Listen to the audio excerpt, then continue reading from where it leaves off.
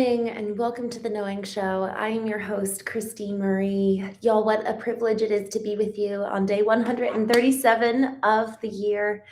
We are reading through a lesson in A Course in Miracles this morning. We go live every day at 9 a.m. Eastern, 6 a.m. Pacific. And I'm just so excited to be with you. You know, there is something around every morning choosing the perspective and the lens through which we're going to view the world. I see Wayne here in the chat and he says, "Good morning, what a blessed day to be alive." And y'all, we have a choice to determine, am I going to choose that perspective and view the day and the world as an opportunity, as a beautiful day to step into? Or am I waking up tired and groggy and overwhelmed and honestly, maybe discouraged or depressed? And we bring that into the day versus waking up feeling maybe tired, sure, but choosing this is a blessed day to be alive. And so every single morning we have the choice. We have the opportunity to choose. How will I proceed throughout the rest of my day? Because how we choose today is a step in the rest of our lives. Ultimately, our legacy and the end of our lives that we ultimately will look back on is the accumulation of these little moments, these little choices. And so often the start of the day is the most important because it does set the tone for, again, not just the rest of the day, but for the rest of our lives. And so I'm so privileged and eager for us to be together this morning and honored that you would join us. And we're going to go ahead and just start with a quick review of some of the preceding lessons from A Course in Miracles. Our goal, y'all, is freedom. It's to break free from the past. It's to break free from having our worth, our identity, our meaning conjured up to be the sum of what other people think of us. Because then, man, we are living reactive rather than proactive, looking towards what are we called to do? Who can I be? Who was I created to be in the first place? Now I am proactively choosing versus living reactive and ultimately not really being the ones in the driver's seat of our lives. So the goal is freedom, and the outcome always is on the other side of that freedom lies creation, to become co-creators with the greatest creator, to create a world that is frankly left better than when we found it. So with that, I'm going to go ahead and jump into some of the review lessons, and then we will dive into today's. Lesson 21, forgiveness is the key to happiness. Lesson 122, forgiveness offers everything I want. Lesson 123, I thank my Father for his gifts to me. Lesson 124, let me remember I am one with God today. Lesson 125, in quiet I receive God's word. Lesson 126, all that I give is given to myself. Lesson 127, there is no love but God's. Lesson 128, the world I see holds nothing that I want. Lesson 129, beyond this world, there is a world I want. Lesson 130, it is impossible to see two worlds. Lesson 131, no one can fail who seeks to reach the truth. Lesson 132, I loose the world from all I thought it was. Lesson 133, I will not value what is valueless. Lesson 134, let me perceive forgiveness as it is. Lesson 135, if I defend myself, I am attacked. Lesson 136, sickness is a defense against the truth. Lesson 137, today's lesson. When I am healed, I am not healed alone. Today's idea remains the central thought on which salvation rests. For healing is the opposite of all the world's ideas on which sickness and on separate states, on which dwell sickness and separate states. Sickness is a retreat from others and a shutting off of joining. It becomes a door that closes on a separate self and keeps it isolated and alone. Sickness is isolation, for it seems to keep oneself apart from all the rest, to suffer what the others do not feel. It gives the body final power to make the separation real and keep the mind in solitary prison, split apart and held in pieces by a solid wall of sickened flesh which it cannot surmount. The world obeys the laws that sickness serves, but healing operates apart from them. It is impossible that anyone be healed alone. In sickness must he be apart and separate, but healing is his decision to be one again and to accept his self with all its parts intact and unassailed. In sickness does his self appear to be dismembered and without the unity that life gives. But healing is accomplished as he sees the body as one as has no power to attack the universal oneness with God's self. Sickness would prove that lies must be the truth, but healing demonstrates what truth is true. The separation sickness would impose has really never happened. To be healed is merely to accept what always was the simple truth and always will remain exactly as it has forever been. Yet eyes accustomed to illusions must be shown what they look upon as false. So healing never needed by the truth must demonstrate that sickness is not real. Healing might thus be called a counter dream, which cancels out the dream of sickness in the name of truth, but not in truth itself. Just as forgiveness overlooks all sins that never really were accomplished, healing but removes illusions that never have occurred. Just as the real world will arise to take the place of what has never been at all, healing but offers restitution for imagined states and false ideas, which dreams embroider into pictures of the truth. Yet think not healing is unworthy of your function here, for Antichrist becomes more powerful than Christ to those who dream the world is real. The body seems to be more solid and more stable than the mind, and love becomes a dream, while fear remains the one reality that can be seen and justified and fully understood. Just as forgiveness shines away all sin and the real world will occupy the place of which you made, so healing must replace the fantasies of sickness which you hold before the simple truth. When sickness has been sent to disappear in spite of all the laws that hold it, cannot but be real, then questions have been answered and the laws can no longer cherished or obeyed. Healing is freedom, for it demonstrates that dreams will not prevail against the truth. Healing is shared, and by this attribute, it proves that laws, unlike the ones which hold that sickness is inevitably more potent than their sickly opposites, healing is strength. For by its gentle hand is weakness overcome, and the minds that were once walled off within a body free to join with other minds to be forever strong. Healing, forgiveness, and the glad exchange of all the world of sorrow for a world where sadness cannot enter are the means by which the Holy Spirit urges you to follow him. His gentle lessons teach how easily salvation can be yours, how little practice you need undertake to let his laws replace the ones you made to hold yourself a prisoner to death. His life becomes your own as you extend the little help he asks in freeing you from everything that ever caused you pain. And as you let yourself be healed, you see those around you, or who cross your mind, or whom you touch, or those who seem to have no contact with you, healed along with you. Perhaps you will not recognize them all, nor realize how great your offering to the world when you let healing come to you. But you are never healed alone, and legions upon legions will receive the gift that you receive when you are healed. Those who are healed become the instruments of healing. Wow. Nor does time elapse between the instant they are healed and all the grace of healing it is given to them. What is opposed to God does not exist. Who can accept it not, and who accepts it not within his mind becomes a haven where the weary can remain to rest. For here is truth bestowed, and here are all illusions brought to truth. Would you not offer shelter to God's will?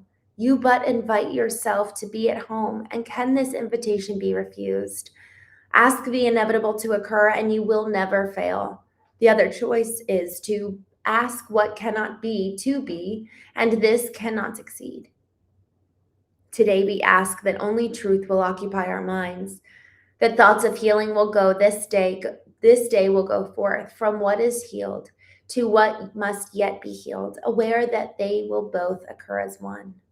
We will remember as the hour strikes, our function is to let our minds be healed, that we may carry healing to the world, exchanging curse for blessing, pain for joy, and separation for the peace of God. It is not a minute of the hour worth the giving to receive a gift like this. Is not a little time, a small expense to offer for the gift of everything. Yet must we be prepared for such a gift. And so we will begin the day with this and give 10 minutes to these thoughts with which we will conclude today at night as well. When I am healed, I am not healed alone, and I would share my healing with the world that sickness may be banished from the mind of God's one Son, who is my only self. Let healing be yours throughout this day. And as you rest in quiet, be prepared to give as you receive, to hold but what you give, and to receive the word of God to take place of all the foolish thoughts that were ever imagined. Now we come together to make well all that was sick and offer blessing where there was attack. Nor will we let this function be forgot as every hour of the day slips by, remembering our purpose with this thought. When I am healed, I am not healed alone, and I would bless my brothers, for I would be healed with them as they are healed with me.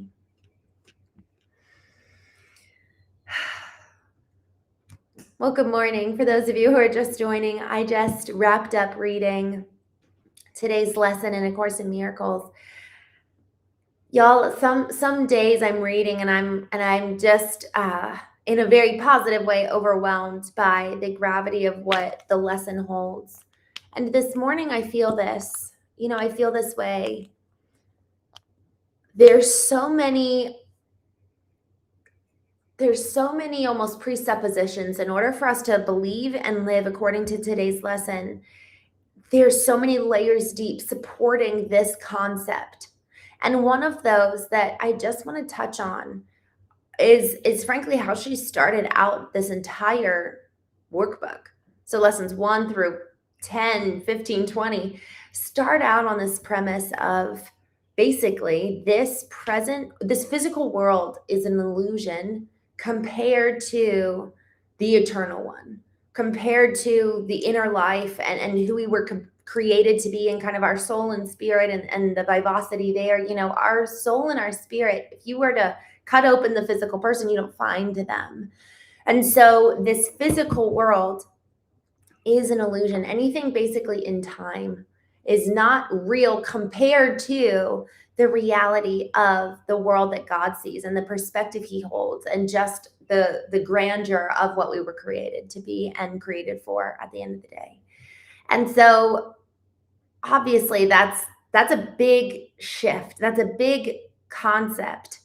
And this concept is worth us just bringing up once more, because can we really live with this understanding that, okay, sickness is isolation. Sickness keeps me apart from other people. And it gives, and I'm going to read this, it gives the body final power to make the separation real and keep the mind in solitary prison, split apart and held in pieces by a solid wall of sickened flesh, which it cannot surmount. By us viewing this physical world as the greatest reality, as the greatest even potential, like if we're looking at our physical body and looking in the mirror and being like, that is who I am, this physical body is the container in which our soul and spirit exist. Who you and I are is our soul and spirit. We are not physical. This is not who we are. Guys, if we were to wake up one day like our sweet Sammy, who is a guest and friend of the Knowing Show, and have an accident and become a C2 quadriplegic, does our value and identity change? Or do we still hold the same inherent meaning because of who we are at our nucleus, at our core? Sammy joined the Knowing Show back in, I think, January, February as a guest, and it was, or as an attendee, and just wrote in the chat it was his 2-year anniversary since his accident. And I cannot imagine the pain of that loss and just the physical pain daily.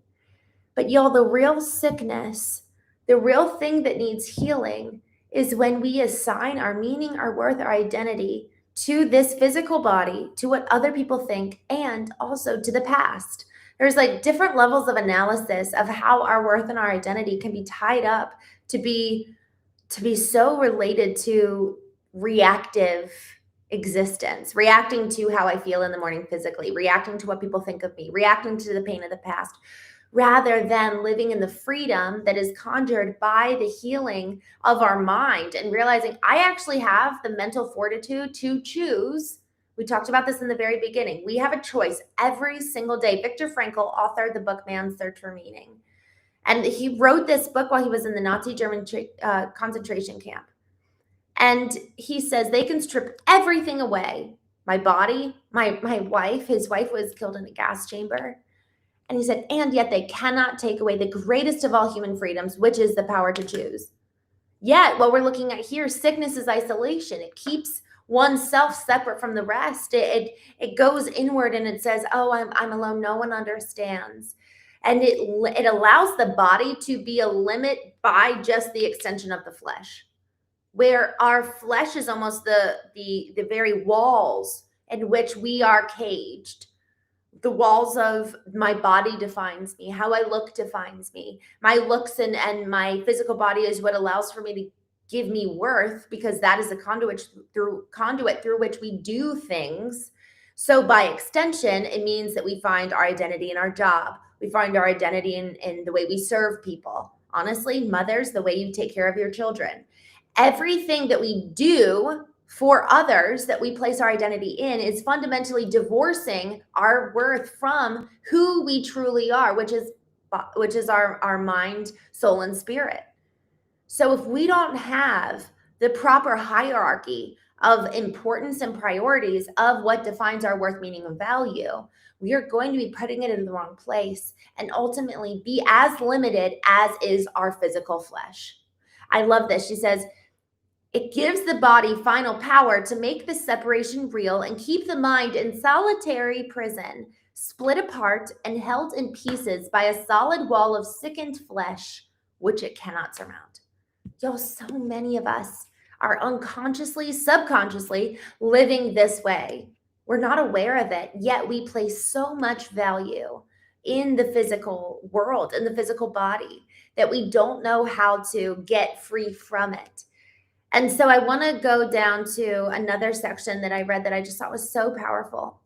Yet think not healing is unworthy of your function here, for Antichrist becomes more powerful than Christ to those who dream the world is real. The body seems to be more solid and more stable than the mind, and love becomes a dream, while fear remains the one reality that can be seen and justified and fully understood. Y'all, so much of when we are living in this, looking to the right and to the left, viewing this as more real than the inner self and the soul and the spirit and who we truly are, and the concept of eternal love and the view and perspective that God holds, man, we are actually losing out on our real power and prowess even. With that ability to walk in that level of power and that level of degree of identity of who did God say that I was? What did he create me to be? Having access to that inner world, it immediately positions us to a seat of power and prowess to walk in the fullness of who we are. And in so doing, we can now live proactive versus I am limited by my own physical body. I look around and everyone now is a threat. We've been talking about that the last 2 days, and they've been kind of compounding on each other. Our defensive approach to life, looking at everyone as a potential threat, makes us, we have to live reactive because we don't know what they're going to do, versus being able to be proactive, being able to know who we are, that they can do and say whatever, and we're good. We're confident, and we know we're loved, we're chosen. We know who we are, whose we are, and why we are. Those three are so critical for us to understand, because otherwise we're outsourcing who we are, whose we are, and why we are. And we're looking to the world around us to give us meaning. We're looking in the mirror, trying to find someone, something looking back at us that makes us worthy of the smile on our face, rather than, man, I actually am sourcing my joy from within. I'm sourcing my hope. I'm sourcing my meaning. That does not mean that we do not grieve, That does not mean that we do not have anger. That does not mean that we're void of emotion. What it means is the whole concept of we are not ones who grieve without hope. It means that we can engage in this physical world and have the strength and knowledge and the inner knowing of the truth of the inner world, and the truth that this is not the end of the story. This is not the greatest reality. It doesn't mean that we go live in monasteries and go, separate ourselves from the world. Actually, perhaps the very opposite is true. Perhaps we're more connected with an ability to love even greater, because now I can engage with the external world and my worth and intention and my identity is not tied to it. So I can actually truly be free. We think of Mother Teresa and how she just loved so freely. I bet you that Mother Teresa was trolled in real time, in reality, physically trolled. I'm sure there were people who didn't understand, and there were people who were unkind. I can only imagine. She loved on, I don't even know the number. I would assume hundreds of thousands. And she was able to continue going on because that's not where her worth and identity lay. So y'all, we have to ask this question. What is the most real thing for us? Is it the fear and the defensive nature of living reactive to everyone around us and reactive to the past? Because that's the very thing. We blame other people for triggering us, but the past had to be in us in order to then be triggered. Or is love more real? Is the knowledge of who we are, whose we are, and why we are, the thing that propels us forward and allows us to walk with confidence, with our head held high and our shoulders rolled back and with a smile on our face? Because the thing is, again, we are not ones who grieve without hope. I'm just going to scroll down to another section that really was so meaningful. And as you let yourself be healed, you will see those around you, or who cross your mind, or whom you touch, or who you have no contact with, healed along with you. Perhaps you will not recognize them all, nor realize how great you're offering to the world when you let your healing come to you. But you are never healed alone, and legions upon legions will receive the gift that you receive when you are healed. Those who are healed become instruments of healing. What is opposed to God does not exist, and who accepts it not within his mind becomes a haven where the weary can remain to rest. For here is truth bestowed, and here are all illusions brought to truth. Will you not offer shelter to God's will? Y'all, we get to choose our own healing. And as a result, the natural overflow, the natural result of that, it's like the choice, our input is the choice. Like we get to choose, am I going to receive healing? And then the output, the natural overflow, it's like a water wheel. What comes in, comes out. What comes in, if we allow for healing to come in and allow for that to permeate our inner world, what comes out is the haven, the place of respite for those who are weary, for those who need love and those who need healing and as a result of their own hurt, their own past pain. Y'all, we get to become a shelter for God's will. We get to be a shelter for the love of God. What an incredibly beautiful concept. I love this. And we get to choose this. But it comes down to that radical responsibility to assign our own worth and withdraw it from what we do to rather who we are. Rather than our human doingness being the thing that defines who we are, rather it is our human beingness that is our very definition of, people say, who are you? And you're like, well, this is what I do. It's like, no. Who are you? Who are you? And really leaning into that question, where does your identity lie? Where does your worth lie? What gives you purpose? What gets you up out of bed in the morning? We started off this show with my dear friend Wayne posting here in the chat, good morning, what a blessed day to be alive. We have that choice. Are we going to view the world through the lens that I am so grateful to be alive? What a blessed day. We get to make that choice the second our eyes are open, or even before, when we are slowly coming out of our dream state. We get to choose, how am I going to orient throughout this day? A couple of days ago, I woke up and I just felt so groggy, and I was like, ugh. And in that moment, instantly I realized, oh, okay, if I actually lean into this thought, I am going to set the tone for the rest of my day. And my day is going to match that thought. the heaviness, the drudgery. And instead, I gave a different narrative and I spoke this out. And I literally said, God, thank you so much for a new day. I am so privileged. I'm so honored to have another day. Y'all, there are so many people who are not with us any longer. And it is our, privilege to make those people proud. I think about my brother-in-law who was 26 years old when he was killed by a drunk driver. He had a 3-week-old baby girl. And am I living my life in a way that really, like, I think about him and I think about who he was and just the most exceptional human one of the most exceptional humans I've ever known. And am I living my life in a way that is worthy of the breath that is breathed in my lungs, because he has no more breath? And that can serve as fuel, that when we wake up, we tell ourselves what is a greater truth than what we feel right now. Last night I was having a hard time. And I reminded myself who I am. I have a list of I am statements to remind myself what is more true than how I am feeling in this moment. I was sitting in the bathroom, honestly feeling a little bit pissed off. And I was like, you know what? And I listed my I am statements, and my I am statements, a few of them as I am vulnerable, because I was not being vulnerable to that person last night. And I said, I am vulnerable. I am authentic. I am brave. I am powerful. And reminding myself my identity. Who does God say that I am? Who did he create me to be? And am I choosing to walk in that? Y'all, it's our choice. We can know the truth all day, but it's our choice to live like it. It's our choice to believe it.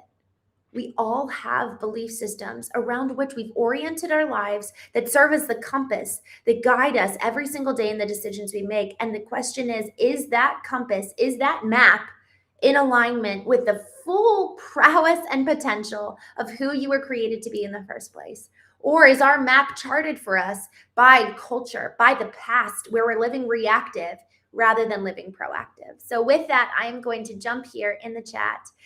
Goose Hunter, I'm so glad to see you. Good morning. Tika, good morning. Good to see you, Jose. Thanks for joining, Jim. Sammy, I was talking about you, and I'm so glad you're here. Oh, I'm so happy for you, Sam. Or I'm so happy you're here, Sammy. For those of you who are just joining the show, Sammy has been a friend of the Knowing Show for the last few months, and he's just honestly going through a real rough time. He broke his neck 2 years ago, I guess 2 years ago in a few months, and has been diagnosed as being a C2 quadriplegic. And so we're just big fans and supporters of Sammy here on the show. And Sammy, we're just so proud of you. Thank you for being here this morning. We love you, my friend. Giuseppe, good morning. With great power comes great responsibility. Y'all, I didn't say it, he did. This is why we need each other. That alone speaks to, I'm just so grateful you said that, Giuseppe. Y'all, that couldn't be more applicable right now. With this whole question of who's charting our map, who are we responding to? Are we responding to the truth of who God says that we are? Are we reacting to the world around us? With great power comes great responsibility. And as we come to know our identity, it actually heightens our need for responsibility to continue cultivating the prowess of who we were created to be. Every single one of us. I believe this wholeheartedly. I believe this probably more than most things. I believe in the depths of my bones that every single one of us was created with intention and for a specific reason. And it is up to us whether we will walk accordingly and do that thing. Because I believe you know something about God, something about this world that we all need. We need each other. Not a single one of us has nothing to offer. In fact, every single one of us is of great importance. It's just a matter of whether we walk like it and act like it and think that and believe that for ourselves. No one can convince you otherwise. It is your responsibility to choose what you're going to believe and how you're going to live. Looking back here in the chat.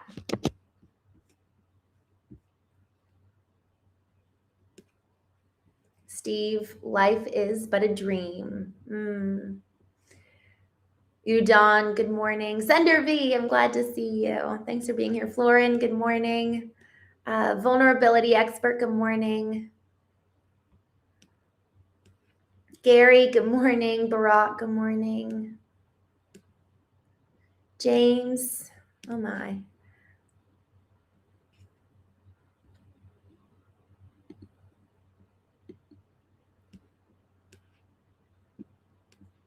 DJ, good morning. I'm glad to see you.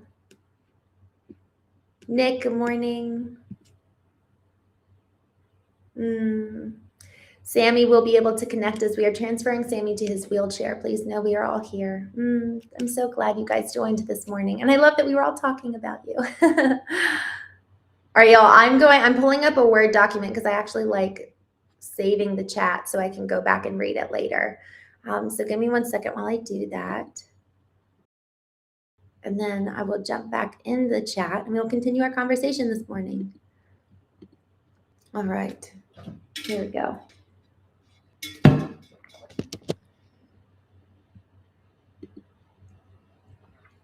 Okay.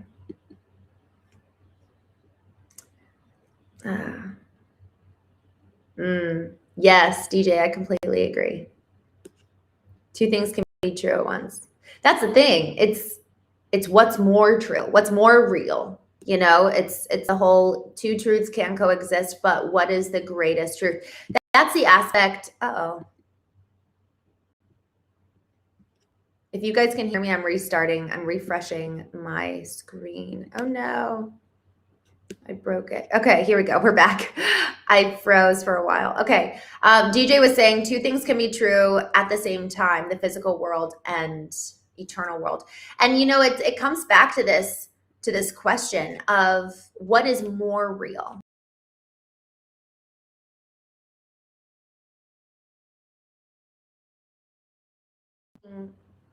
Oh no, I keep getting a notification that I'm offline. I don't know. Can you guys hear me? Okay, still good here. Okay, good. Guys, we get to choose what's the most real thing. Is it our feelings? Is it this physical world? Is it what people are saying to us? What is the thing that is most real and holds the most power in our lives? And it is important that we realize that because there are, in fact, a friend of mine said that one of the greatest marks and signs of being mature is the ability to hold two seemingly opposing truths. So I love that, incredibly wise. And at the same time, what is the hierarchical structure of your belief system? Is the reality of the inner world and what is eternal greater than the physical? The physical matters 100%. Yet is it the thing by which we have oriented our life? My darling actually gave this concept where it's kind of like, okay, what are we orbiting around?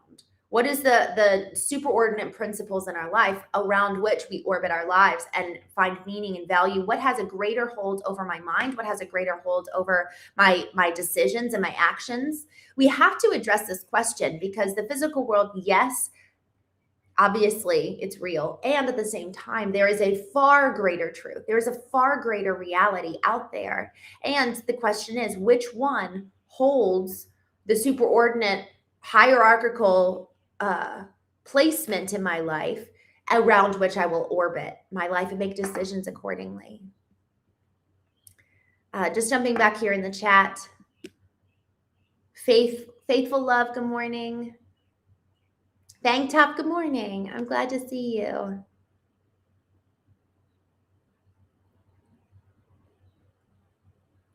Jeremiah, good morning. Roar, good morning. Rob, thank you for joining. Count of Saint Germain, I'm glad you're back.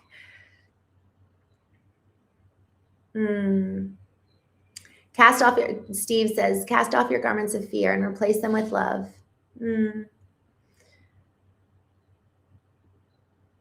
Jay, good morning. Thank you. Thank you for joining. DJ says mind state is real. JR says it's called consciousness. Yeah, just getting aware of what's going on.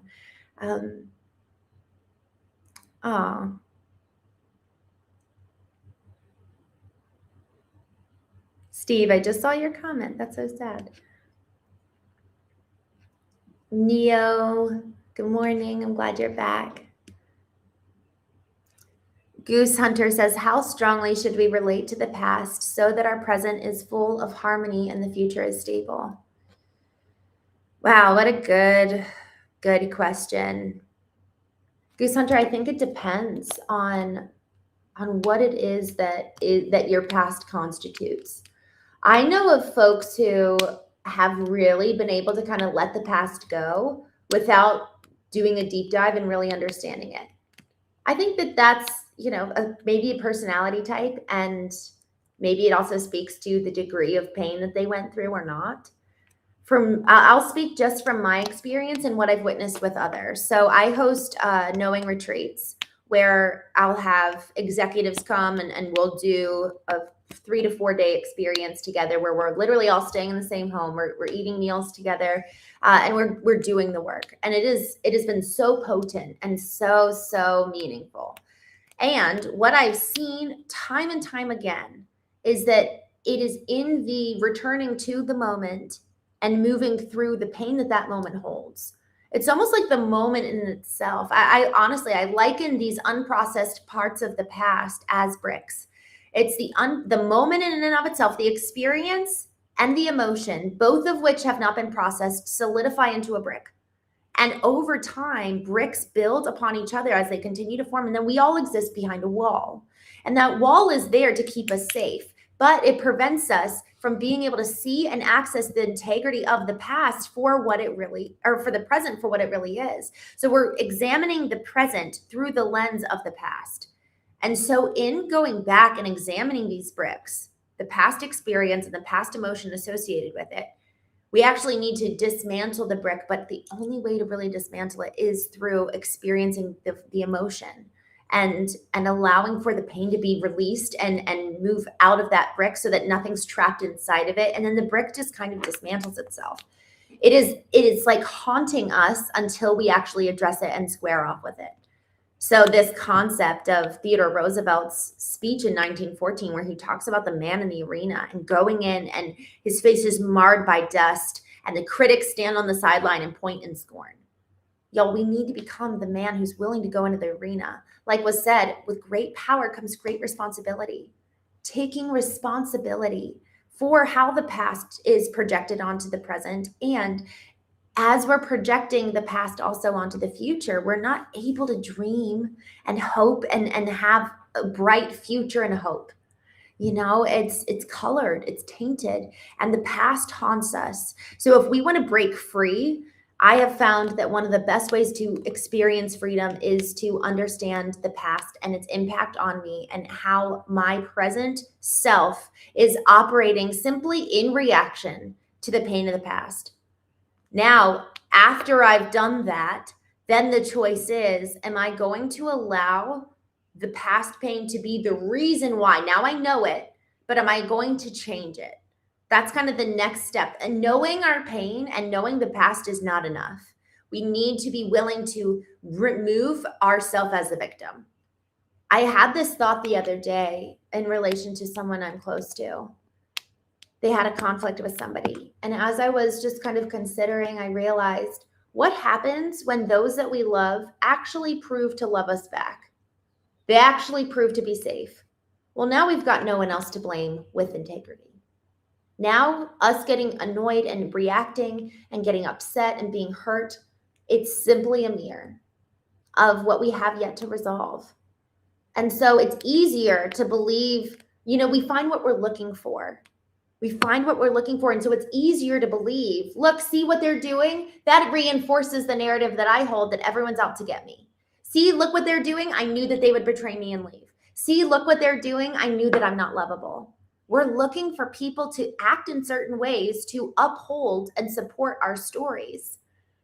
One certain thought holds layers deep of foundation supporting that thought. It's a belief system. And the reason why so much of our past actually needs to be explored is because nestled with that experience and that emotion is a belief system inscribed on that brick. So then, as we dismantle that past emotion, that past pain, comes also the dismantling of the belief system that was formed about ourselves, about the world, and about God. And as we dismantle, we then need to recognize, man, okay, now I'm left void of that belief system. So what is going to fill that place? And we need to, with intention, create a new belief system. Now, you said this when you asked that question, which I just thought was beautiful. You said, how do we have a stable future? Where it's not being colored by the past. It's because the only way we can really look at the future with hope and stability rather than still engaging reactively is if we are proactively undoing those old belief systems and proactively putting new ones in its place. Otherwise, if we don't replace that old belief system, we're going to do a whole 360 rather than a lateral 180 change.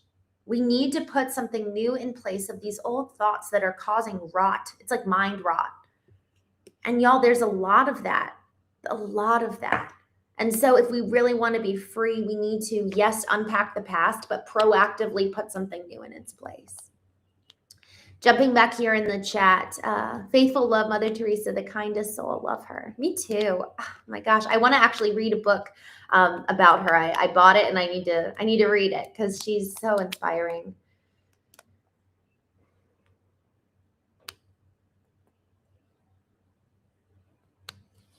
Just jumping through here.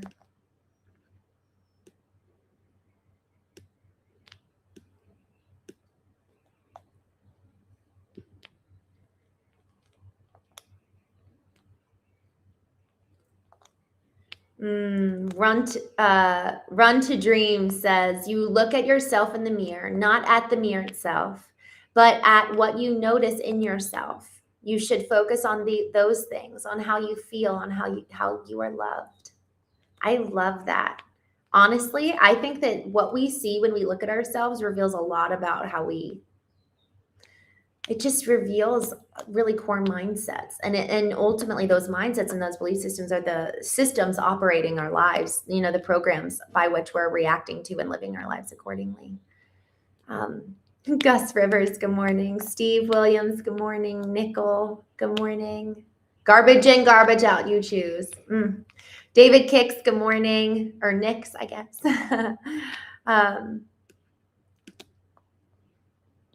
Underboss, good morning. Shiz, good morning. Just scrolling down. Dulo, good morning.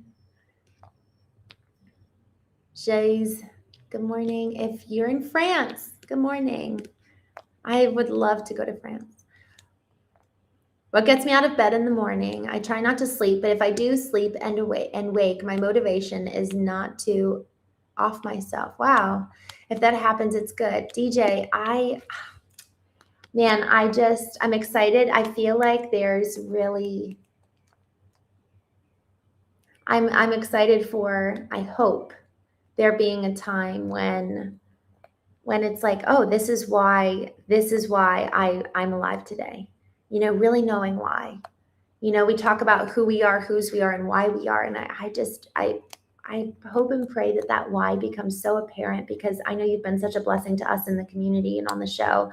And I can only imagine how many more people need your story, Who knows? I just had an idea for you. So, when we join the Knowing community, I'm excited for us to be able to talk face to face and also with each other. Hopefully we'll get this Knowing community launched in June. So I'm really excited about that. Wow. The Count of Saint Germain just said one of the most honest things. I stopped believing in God a long time ago, I abandoned him. In my grief, I couldn't see his justice, but when I came back to him, I found out that he never abandoned me. And I don't deserve God, but he's still here for me, and that he believes in me, so now I do too. Wow. There's no words.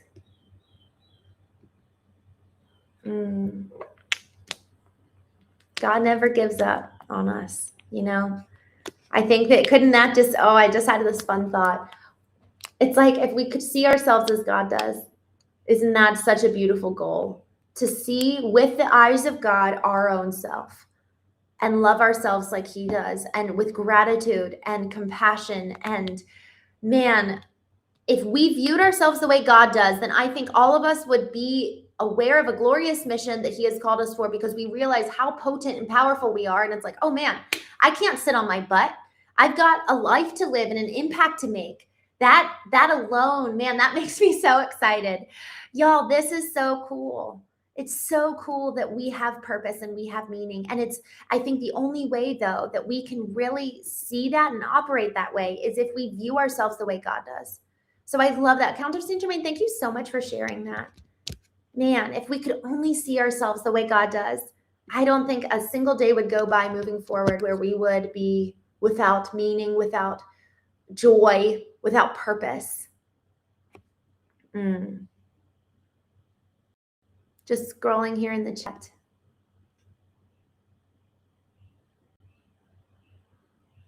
God 365, good morning. Good to see you. Mark Masari, good morning. Goaded, good morning.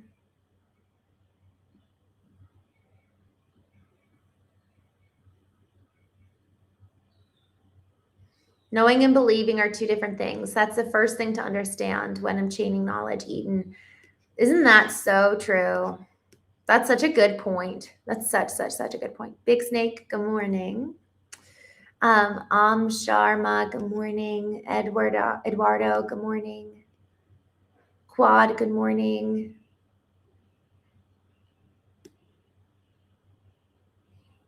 Nickel, good morning. Kirk Squad.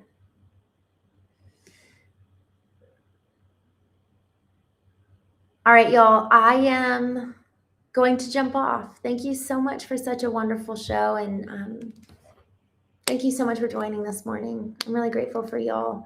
I hope you have a wonderful day, this wonderful Sunday. It's just cresting 10 a.m. Eastern, 7 a.m. Pacific. And y'all, we have a big day to just come to know ourselves through the lens of God's eyes, and then go and love other people as a result. The reason for knowing at the end of the day, why do we know? Yes, for freedom. And on the other side of that is creation, and really an ability to love so well. There's a hurting and lost world for us to engage with today. And man, what a privilege, what a blessing to be the representative of God's heart to the world around us. Have a wonderful day, my friends. Quad, thank you so much for joining. Kashan, thank you for joining. Good to see you. Big Snake, Wayne, XX, good morning. I'll see you soon. American Redneck, good morning. Y'all, thank you so much for joining. I will see you tomorrow, 9 a.m. Eastern, 6 a.m. Pacific. Until then, have a wonderful day. Bye.